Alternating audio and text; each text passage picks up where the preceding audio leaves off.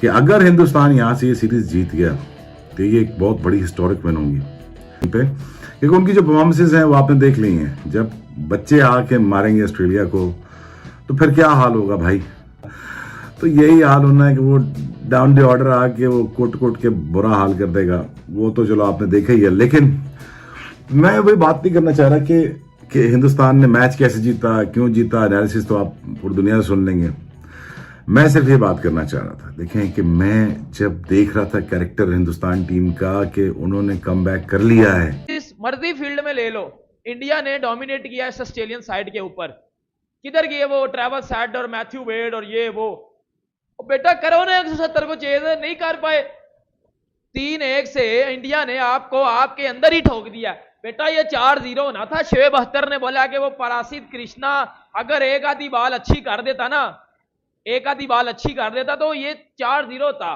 रिंकू सिंह के हवाले से शोएब अख्तर ने बड़ी जबरदस्त बात की है। देखें इस बात को तो मैं भी एग्री करता हूं ना, हमारे पाकिस्तान में ये बातें चल रही थी, लेकिन अक्षर पटेल ने कहा मुझे एलबीडब्ल्यू चाहिए ही नहीं, मैंने करना सीधा सीधा बोल्ड। और रिजवान साहब देखें, लेफ्ट हैंडर हो राइट हैंडर हो, ये जो कॉन्सेप्ट था ना 80s और 90s का कि लेफ्ट को लेफ्ट नहीं करेगा तो ये होगा, वो तो खत्म हो गया। देखें आपने बिल्कुल सही कहा, 48 बालों में 33 रन और उसमें डॉट्स कितनी है और 4 विकेटें हैं।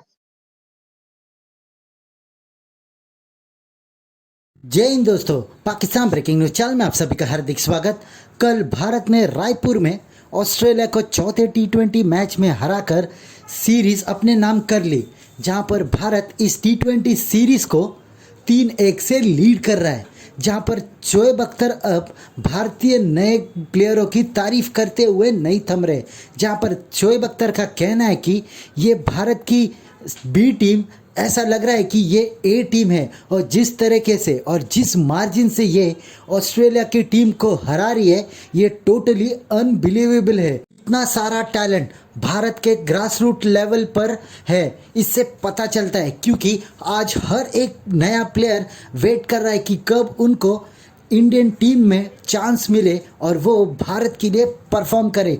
इसका सबसे बड़ा एग्जाम्पल यशस्वी जायसवाल, रवि बिश्नोई, रिंकू सिंह और जितेश शर्मा है, जहां पर उन्होंने अपने पहले ही मैच से ऐसा परफॉर्मेंस करना शुरू कर दिया कि किसी को भी यकीन नहीं हो रहा है कि ये कम एज के प्लेयर है और इनको कोई भी इंटरनेशनल लेवल का एक्सपीरियंस नहीं है। वहीं पर उन्होंने बीसीसीआई के प्लेयर मैनेजमेंट की भी तारीफ की, जहां पर बीसीसीआई मेक श्योर करता है कि हर एक प्लेयरों को इक्वल चांस दिया जाए, और वो भी बड़ी टीमों के सामने कि उसका कैलिबर क्या है वो बीसीसीआई को पता चलता है कि उसको आगे तक लेके जाना है या उनको बैक करना है, नए प्लेयरों को चांस देना है।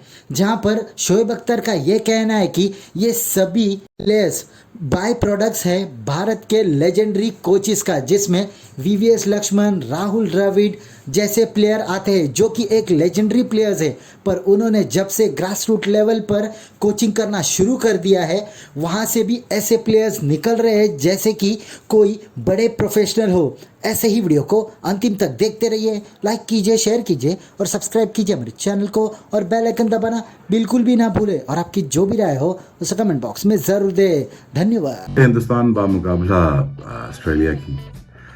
देखिए भाई लोगों, एक बात तो ये समझ लें, जब मैंने कहा था जो हाफ इंडियन टीम है वो पूरी फिट ऑस्ट्रेलिया टीम से बेहतर है, और लोगों ने बहुत उस पर वो कहा कि आप कैसे कह सकते हैं कि ये आधी इंडियन टीम कैसे बेहतर है उस टीम से जो पूरी फिट है, पूरी स्ट्रेंथ के साथ। हाँ जरूर मारना चाहिए, हिंदुस्तान को मारना चाहिए, हराना चाहिए उनको, और बिल्कुल सीरीज नाम करनी चाहिए। लेकिन मैंने ये भी कहा था कि अगर हिंदुस्तान यहाँ से ये सीरीज जीत गया तो ये एक बहुत बड़ी हिस्टोरिक विन होगी पे, क्योंकि उनकी जो परफॉर्मेंसेज हैं वो आपने देख ली हैं। जब बच्चे आके मारेंगे ऑस्ट्रेलिया को तो फिर क्या हाल होगा भाई। तो यही हाल होना है कि वो डाउन द ऑर्डर आके वो कोट के बुरा हाल कर देगा। वो तो चलो आपने देखा ही है, लेकिन मैं वही बात नहीं करना चाह रहा कि हिंदुस्तान ने मैच कैसे जीता, क्यों जीता, एनालिसिस तो आप पूरी दुनिया से सुन लेंगे। और इस इंडियन साइड ने ये करके दिखाया है। अब बॉलिंग में ले लो, आप बैटिंग में ले लो, आप जिस मर्जी फील्ड में ले लो, इंडिया ने डोमिनेट किया इस ऑस्ट्रेलियन साइड के ऊपर। किधर गए वो ट्रेविस हेड और मैथ्यू वेड और ये वो बेटा करो ना 170 को चेज, नहीं कर पाए। 3-1 से इंडिया ने आपको आपके अंदर ही ठोक दिया बेटा। ये 4-0 होना था। शोएब अख्तर ने बोला कि वो परासित कृष्णा अगर एक आधी बाल अच्छी कर देता ना, एक आधी बाल अच्छी कर देता तो ये 4-0 था। रिंकू सिंह के हवाले से शोएब अख्तर ने बड़ी जबरदस्त बात की है। देखें इस बात को तो मैं भी एग्री करता हूं ना।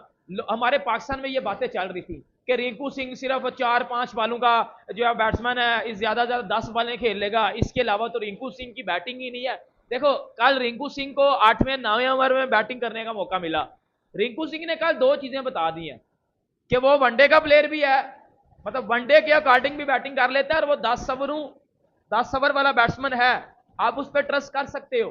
रिंकू सिंह को ऊपर भेजो, रिंकू सिंह आपको रन करके देगा। रिंकू सिंह बेटा MS धोनी से शोएब अख्तर ने रिंकू सिंह को MS धोनी के साथ जोड़ दिया।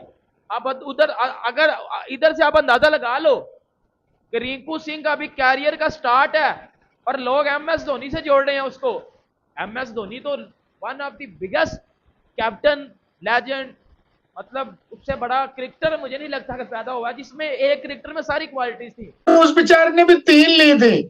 ये अंपायर 2 साल से ना इसके कुछ जगहों में मसले हैं। जो आउट दिए मतलब पूरा वो अंपायर कॉल पे छू नहीं रही थी। वो 2 डिसीजन इसके खिलाफ चले गए बिश्नोई के। अच्छा जिस पे आउट दे दिया फाइनली वो आउट था नहीं, लेकिन अक्षर पटेल ने कहा मुझे LBW चाहिए ही नहीं, मैंने करना सीधा बोल्ड। और रिजवान साहब देखें लेफ्ट हैंडर हो राइट हैंडर हो, ये जो कॉन्सेप्ट था ना 80s और 90s का कि लेफ्ट को लेफ्ट नहीं करेगा तो ये होगा, वो तो खत्म हो गया। देखें आपने बिल्कुल सही कहा, 48 बालों में 33 रन और उसमें डॉट्स कितनी है और 4 विकेटें हैं। अब मुकेश देखें कितनी वाइडें हैं, 9 बाल भी है।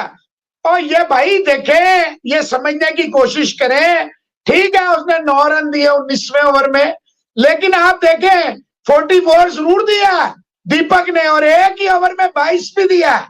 अगर आप इसके 22 वाला निकालें तो 3 में 22 है और 2 विकेटें भी है। रिजवान साहब मैं सिर्फ ये बात करना चाह रहा था, देखें कि मैं जब देख रहा था कैरेक्टर हिंदुस्तान टीम का कि उन्होंने कमबैक कर लिया है, अब ये कॉर्नर्ड हो चुके हैं, ये अब आपको नोच के खाएंगे, आपको मार देंगे।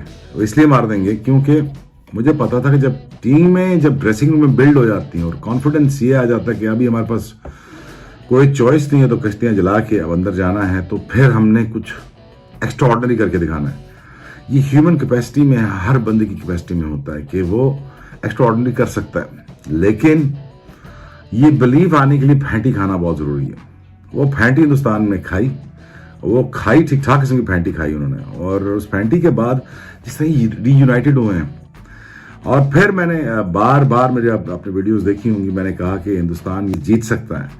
लोग समझते शायद व्यूज के लिए कह रहा है, वो भाई व्यूज के लिए करता होता या कुछ कहता होता तो रोज वीडियो बनाता, लेकिन जब मैंने कहा कि ये जीत जाएंगे और ये बहुत बड़ी हिस्टोरिक विन हो जाएगी और ये आधी टीम हिंदुस्तान की पूरी ऑस्ट्रेलिया टीम से बेहतर है और ये मार देगी, तो लोग हंस रहे थे।